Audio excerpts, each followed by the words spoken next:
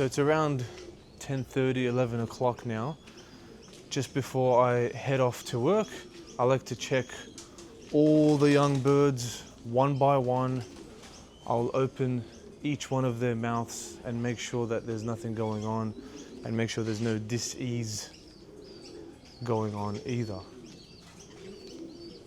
So just gonna grab the canker tablets in case. So while I check all the youngsters, I've got canker tabs here that I just get from the vet. So canker tablets, young birds are very prone to them. There's also cocci tablets that you can use. I don't flock treat too much. Usually the flock is fine, but if I see a bird that stands out or looks a little bit odd, maybe tired or loss of appetite, then I'll isolate them. But the youngsters do encounter a lot of stress sometimes, and like I said, can be prone to canker the most. This is a good product too, yellow drops. This is more of a natural treatment for canker and any sort of mucus buildup or anything like that. So it's a good product, very popular. But besides that, just the normal worming things. Yeah, there's not much. So I'll just keep these in my pocket, and we'll see if any of them actually have canker. This season's been pretty good. Hardly had any with them, so we'll start at that end over there, and then we'll finish here. Gives us a good chance to just check all the birds too, make sure there's nothing going on and everyone's okay.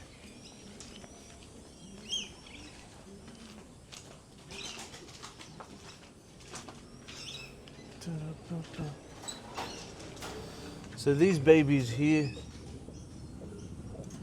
at this age, they wouldn't have canker really. They're too young. You can see one of them's fed pretty well. The other one's got a lot of water in the crop, which is fine. They do need a lot of fluid, so it's good. It's fine. They're the superstar babies from yesterday. Those are fine. It's good to take a look at the adults as well. Make sure they're doing okay, and make sure the waters are all clean. The waters get replaced if they're dirty or almost empty in the breeding cages. Ideally, you want to replace them every day or two. These babies, they're the older lot, so once I handle it, like just by feeling it, you can feel there's fullness around the keel bone here. So this baby is fine. It's drinking water. It doesn't have cocci. It doesn't feel sick or anything like that. It's very heavy and it's eating well. Looking around the eyes, make sure everything's okay. The eyes do tell a story, and obviously their droppings are fine. If you look at the droppings, they're okay, no problems. And then you look inside, preferably when the sun is out because it's like a flashlight, but I can still see. Yeah, that's fine, no problems in there. This baby can go back in. And I'll do that for all the babies. So just again, this one here, again, feels very nice.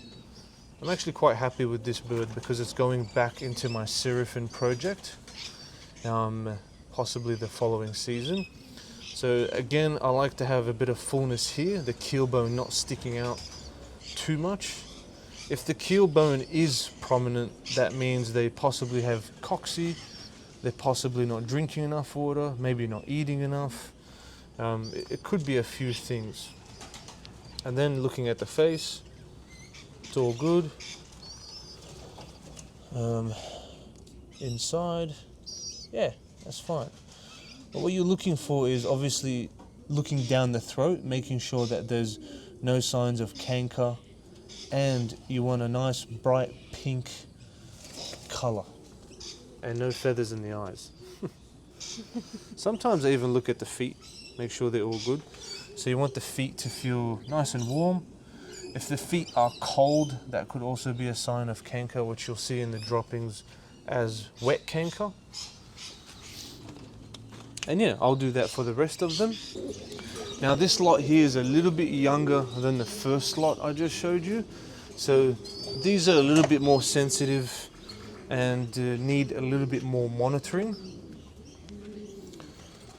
This one here in particular, I realized is just smaller than the rest, but it feels fine. Keel bone is good. There's a lot of fullness around here, and the feet are at a normal temperature. Sometimes it's just a small bird. So this, when fully grown, it's going to be more of a smaller size. And looking down the throat, all good. Yeah. But sometimes you get these birds, depending on the bloodline, these are a lot bigger. These are a lot bigger birds, and they're eating fine. No problems on the inside. Feet are good. Sometimes you can even check the vent of the bird, make sure it's all dry around there. So I'll go ahead and check all these also. Make sure they're okay. They're noisy little babies. This one's a little bit unfortunate. There's a lot of mismarkings there, which is sometimes expected when you're working with a Pigeon, but that's fine. Sometimes they come out like this. They're marked pretty well. Just gotta wait until it molts. Gotta wait until it molts. This baby's fine. Nice, good fullness. Oh, they're very restless. Yeah, they're eating, drinking plenty. Sometimes if they're not drinking water, what you can do is you can teach them to drink. So if you come on this side, what I can do is I can handle the bird and duck its head in gently, and it will start to drink water sometimes. These are all already drinking water, so they're all good. This one I had to teach how to drink when it was first moved into here, but now they're drinking fine. It is getting warmer now. Spring is almost over, going into summer, so you got to make sure that they know how to drink water. And then moving along, everything's okay. I did clean this area as well, so I've made it very easy. These cages did come with plastic flooring or plastic dropping trays. I've just put a marine ply instead. It's much easier to scrape. And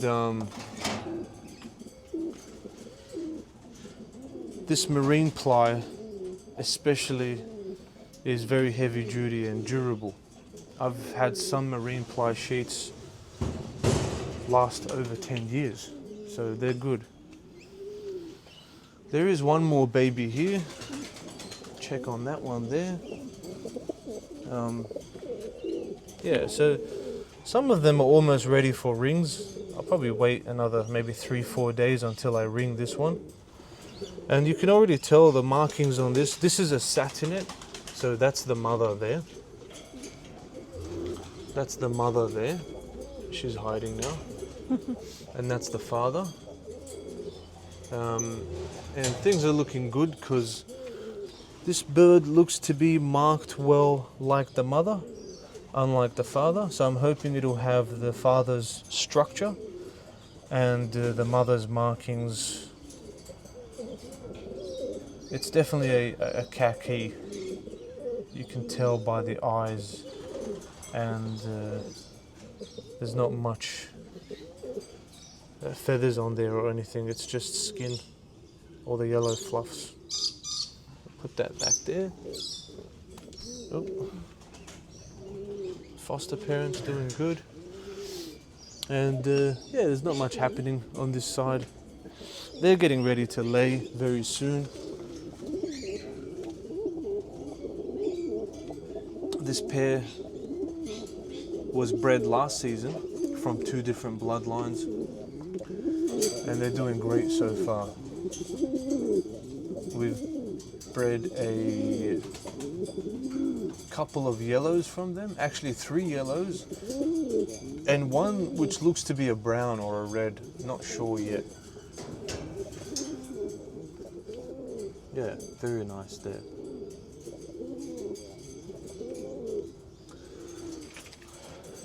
Right, move along. There are some babies being raised open loft. So over here. So some babies being raised open loft on this side. Whoa. Had to dodge that one.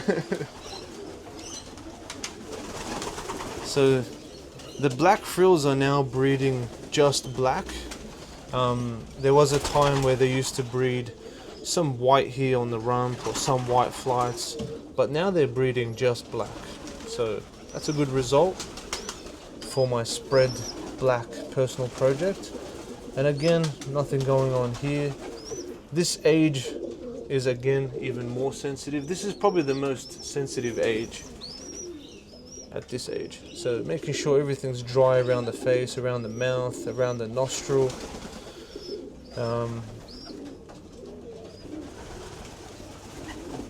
Even the vent area, then of course on the inside. So far all good. There's no canker in the loft, which is good. And then while I'm at it, I'll just have a look at everybody else as well. There is a racer being brought up over here, which you can see is very full of water. Now sometimes it's tricky, sometimes it looks like air, but if you move it around you can see it's water. If it's air, it can be quite risky. You'll need to use a needle to have the air come out. So this baby is doing fine. They're just filling it with too much water, to be honest. So it's good and bad, but we'll monitor that one. A couple more frill babies here. This is going to be a spread black again. These are almost ready for rings actually. Just gently opening the mouth there.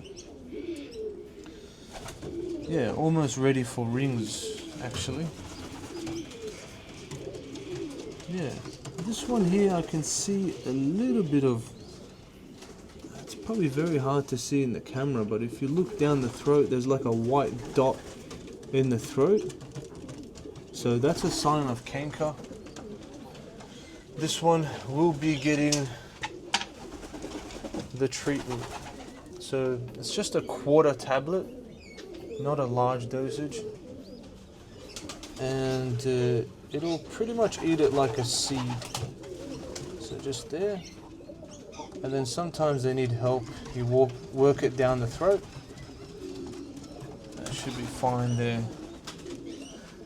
It's not common for them to get canker that early, but that will mean I need to monitor the parents also. This one's fine. This one's all good. Yeah, this looks to be a red, possibly a red. I'm not that good at telling what color they are yet. Sometimes I take a guess and it works, sometimes not, but just wait and see, right? I think there's just one more baby on this side. And it's over here. Also a racing pigeon being fostered. So this is actually sibling to the other racing pigeon that you saw a little bit earlier. Very fluffy one. Yeah, very fluffy.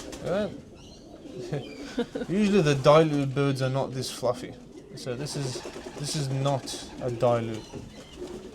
This is going to be a mealy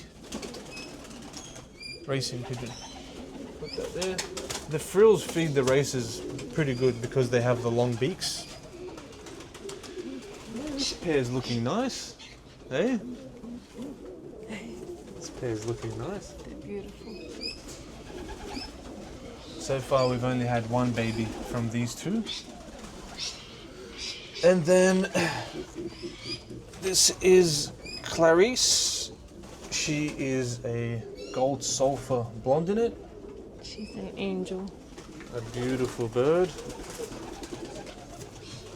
She's very docile and friendly.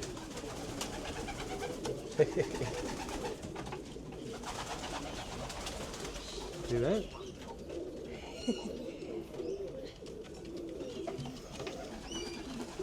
So far, oh, you'll see her baby on the other side actually.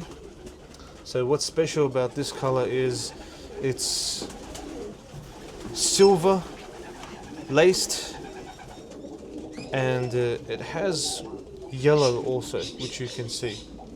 So it's basically a silver based bird with yellow, and in the Oriental frill community it goes by gold sulfur. Hope I have my information correct there. Now sometimes their beaks come out a little bit, so like parrots, other birds, they do need a little bit of maintenance. So I'll just cut it a little bit just to make sure that she can still eat and look pretty. There are more babies on this side, obviously because of the racing pigeons fostering. So we'll take a look, see what's happening. See if this racing pigeon wants to leave or stay. Okay, she's staying. She's definitely staying. And then let's have a look. All right, that looks like good news. So this baby last night was having a hard time with a little bit of mucus around the nostril, and sometimes that can be due to the nostril just being blocked from a young age. And looking inside, all good, and the crop's a lot fuller, which is good. And this is going to be a very pretty yellow. Oh. Just pooped. I'm glad he's doing better. He or she is doing better. Alright? Now, these next door neighbors, this is actually the sibling of the one I just showed you, but this one always gets all the food. So I've separated it for a little bit, and looks like it's doing fine. I'll put it back. I'll put it back there. It's very normal to do that, just so they get fed on time and they balance everything out. This is what a gold sulfur looks like at a young age. So this is the baby of Clarice that I showed you on the other side. And this is a big, big baby. Doing good. It's fine. The spot tail, you can't see just yet.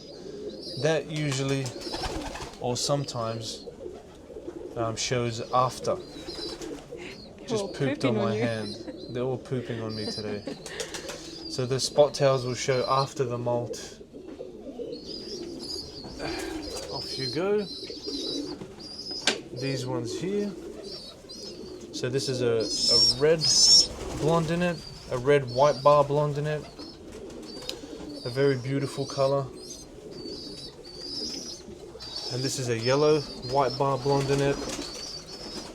Also a great color. Yep, all good. Then we'll have a look. Off she goes. Alright. Good. There's a very tiny baby here, which you'll see has that naked look. So it's very pink. Again, this is what the dilutes look like. They have those albino looking eyes.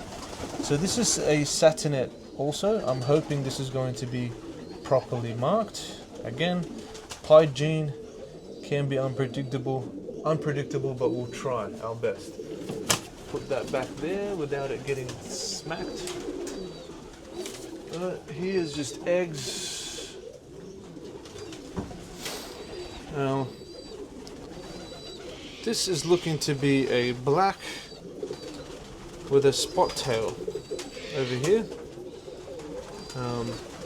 which is no surprise because the mother does hold that.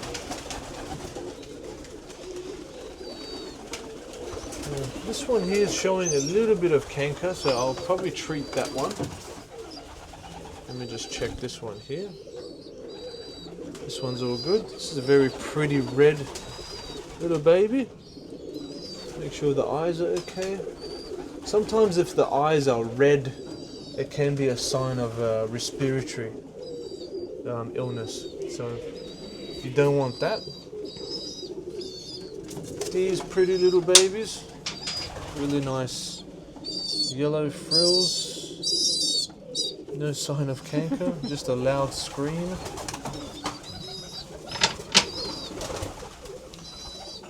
These are doing great.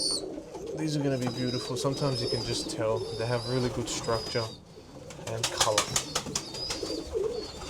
So that's not bad. Out of all the babies, only 2 were treated. Hold on to everything. Only 2 were treated, and they'll be good to go. All right.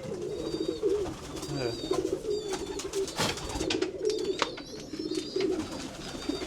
Hello. There's Frankie. Hello. He doesn't like it. He doesn't like it. See, it's always the frills. They know how to hit back. He's holding on to his perch. Yeah, what are you fighting? Hey?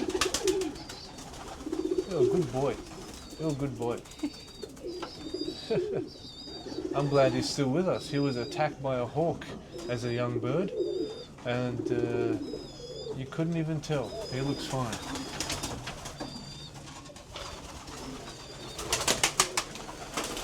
All right, so there you have it. That's the routine after the morning routine. And as you can see, it's just constant monitoring. Pigeon drama does not stop, which keeps it exciting. And I just want to thank everybody that's tuning in. We're almost at 600 subscribers. It's very exciting. And yeah, I just want to thank you all. I'll see you on the next one.